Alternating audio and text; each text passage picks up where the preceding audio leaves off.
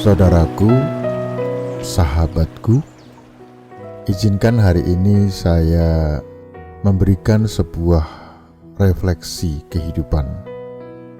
Satu pengalaman yang sangat indah bagiku. Kemarin saya punya kesempatan menghadiri sebuah pesta adat Batak bersama sahabat saya yang kebetulan hari itu keponakannya lah yang menikah. Jadi dia bersama saudara-saudaranya punya posisi sebagai tulang di pesta itu. Sebutan tulang kandung atau hula-hula itu punya peran yang sangat dihormati, karena yang menikah kebetulan anak dari seorang ibu keturunan dari keluarganya. Sahabat saya itu sangat menikmati pesta itu. Hingga tiba saatnya ia harus menjawab pertanyaan dari keluarga mempelai perempuan yang memberikan penghargaan karena sahabat saya berperan sebagai tulang di pesta pernikahan adat Batak itu. Tahukah Anda apa yang terjadi? Saat itu saya melihat perubahan di wajahnya. Wajah yang tadinya ramah dan penuh keceriaan mendadak menjadi pucat dan kuyu. Keringat dingin menetes di wajahnya. Dan bagi sahabat saya, momen atau saat itu merupakan peristiwa yang sungguh sangat mencemaskan. Sebab sebagai orang yang dilahirkan dalam keluarga Batak dengan marga tertentu, tapi hanya sedikit memahami bahasa Batak karena ia dilahirkan di Jawa dan hampir sama sekali tidak dapat mengungkapkannya kembali, rasanya tentu sungguh horor, bukan?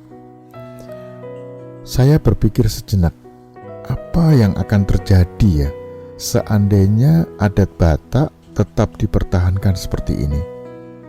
Semua hal penting terkait dengan keputusan pernikahan, terkait dengan doa, permohonan, semua hal penting yang diungkapkan di dalam pesta tersebut yang seharusnya diketahui oleh anak-anak yang dilahirkan di keluarga Batak tapi tidak bisa berbahasa Batak atau bahkan sama sekali tidak mengerti. Percaya kalau hal ini dipertahankan terus, maka lambat laun adat yang luar biasa ini akan ditinggalkan dan akhirnya sirna, karena tidak ada lagi yang berminat untuk melanjutkannya. Demikian juga dengan lukisan. Anda bisa bayangkan, jika lukisan itu hanya satu warna, pasti akan kurang menarik. Atau bila lagu tidak memiliki nada yang berbeda, pasti juga akan terasa hambar di telinga. Bila alam ini hanya memiliki satu warna, tentu kita tidak akan pernah mengenal arti keindahan. Dan bila rasa itu hanya satu, pastinya kita tak akan pernah merasakan makanan yang nikmat itu seperti apa, atau buah yang nikmat itu seperti apa.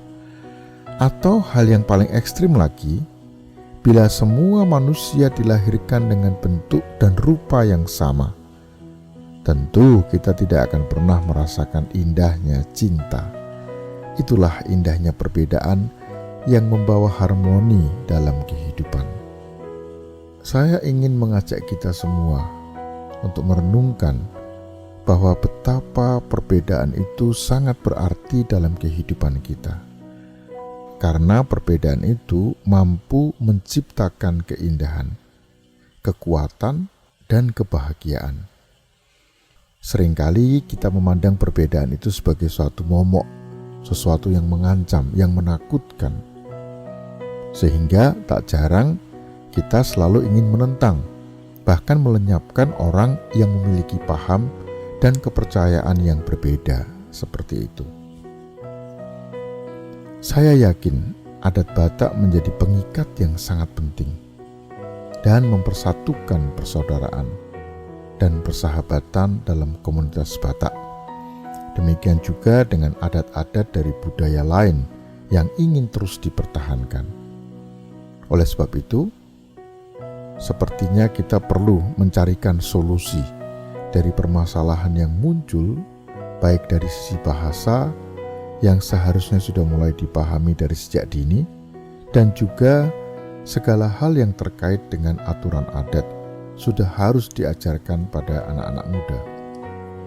Seperti yang dikatakan oleh seorang sosiolog ahli Joy Bell, dia mengatakan, hanya dengan menerima perbedaanlah kita mampu menemukan persamaan itu. Jangan pernah berharap bahwa orang lain akan menjadi serupa dengan kita. Dengan demikian, maka kita akan melihat bahwa banyak hal yang menjadi persamaan antara kita dengan orang-orang yang berbeda tersebut. Saya tampil beda karena saya ingin menjadi diri saya sendiri, bukan karena ingin diterima dan menjadi seperti yang diinginkan oleh orang lain. Saya berbeda karena saya ingin membuat alunan musik yang indah di tengah-tengah kita, karena saya ingin membawa harmoni dan cinta serta menjadi bagian dari lukisan terindah dalam kehidupan kita. Bagaimana saya akan bisa menghadirkan cinta dan keindahan jika saya tidak mengerti apa yang sedang diutarakan dan tidak tahu bagaimana harus mengutarakan cinta itu dengan bahasa yang bisa aku mengerti? Saudaraku, mungkin ada banyak orang yang berpikir sama dengan saya. Cinta dengan adat istiadat adalah elemen kehidupan yang sangat penting dan yang tidak bisa dihindari. Namun, jadi menjauhinya karena tidak mengerti apa yang diutarakan dan menganggap semua itu hanya buang-buang waktu saja.